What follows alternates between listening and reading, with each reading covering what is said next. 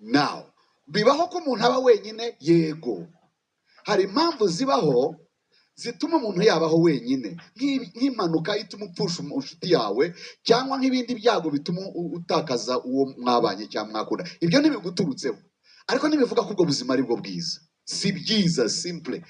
Icyo nshaka kubabwira, impamvu ya mbere y'urushako Imana yahaye abantu ishaka gufatanya nabo ni uguha muntu, ikiremwa muntu, environment ikibereye, icyuzuza, ikigira umuntu ushobora gusohoza umuhamagaro ku buzima bwe.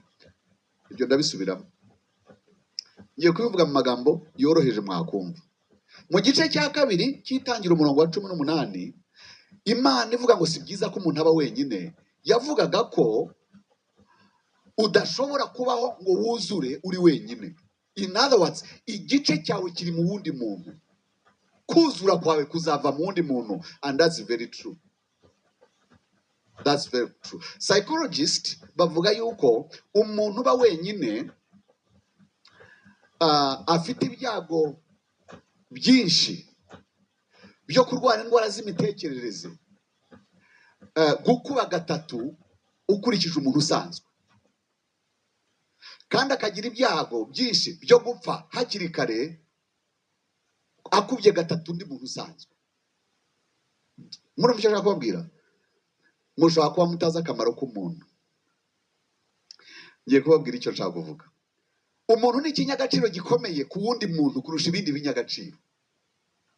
Amafaranga ntashobora gutuma ukorwa n'isoni, ariko hari ikintu utakora umuntu akureba kuko uri bukorwe n'isoni. Does that make sense? Uzi ko hari ikintu wakora runaka kureba ukagira isoni, hari ku butunzi ntabwo bwagutera isoni kuko nta gaciro bufite.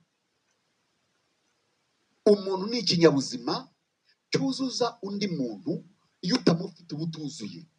In other words, Imana yahaye umuntu wundi kugira ngo amwuzuze, bombi bubake environment ibabereye ishobora gutuma babaho ubuzima bwiza, ikagaburira amarangamutima yawe, ikagaburira intekerezo zawe, ikagaburira ubuzima bwawe, ikaguha agaciro.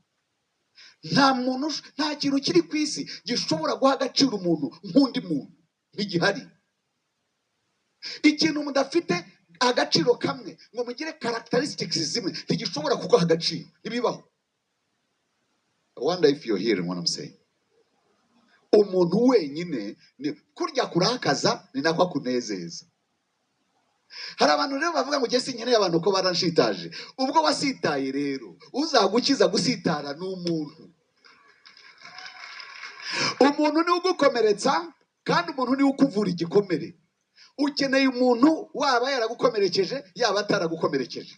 Umuntu ni ukurakaza, umuntu ni ukunezeza. Umuntu ni ugukubita hasi, umuntu ni ugutoragura. Ababiri barutumwe. Niba uri wenyine, hunga, uhagaze ku manga, hungira ku Mana igutabare. Kandi ashaka mbwire namwe abantu baba baragize ibyago, ntabwo iyo ari yo herezo ryawe. Rekeraho umwuka wa self pity. Self pity ni iki? Guhora wibabariye. Ibintu birakubabaza nawe ukibabaza, ukavaho ukongera ukanibabarira. Niba warapfushije umugabo cyangwa ugapfusha umugore, ukagira ngo ukabona asa nk'ufite isoni mu bantu, kubera iki se? Hari n'abagira batya bagatandukana, divorce. Sinemera gutandukana, yewe na divorce sinyemera. Ariko niba impanuka ibaye ukatandukana n'uwo wari ufite, okay, ntabwo igisubizo ari ugupfa. Wowe n'impanuka sana ngingo zangiritse uzisubiranye. Subirana, isubiranira agaciro, ongera utoragura agaciro kawe, wiyubake. Ingingo zawe zatakaye, reka kugira isoni z'abantu, tsinda izo soni, jya mu bandi, emera ibyakubayeho, rekera kwihishahisha, emera ibyakubayeho. Niba waragizemo uruhare, rwemere, rwihane, va muri icyo kimwaro, va mu kwihisha, va mu gushoberwa, sobanuka, kuko Imana ihora ifite amahirwe ya kabiri. ushobora no kuba ari we wateye ibyago byabaye bikagusenyera urugo rwawe, ntabwo wari uzi ingaruka zabyo, none ubu warazimenye. Emera uruhare rwawe, ca bugufi, wihane, usubirane. Niyo mutasubirana n'uriya, Imana izakuzanira undi, kuko none wamenye icyo gukora. Second chance. Ntabwo Imana yigeze irema umuntu kuba wenyine. Nubwo waba ukuze, hari abandi bakuze. Nubwo waba ukuze uri umukecuru, hari abasaza. Hari abasaza bakeneye umuntu ungana nawe. Reka kwihisha, avayo bakubone. Reka babone izahabu ikurimo, reka babone agaciro kakurimo. Present yourself as a woman of value. Yes. Yes. Kuko uri umwana w'Imana. Umva, yenda umuco ufite classification.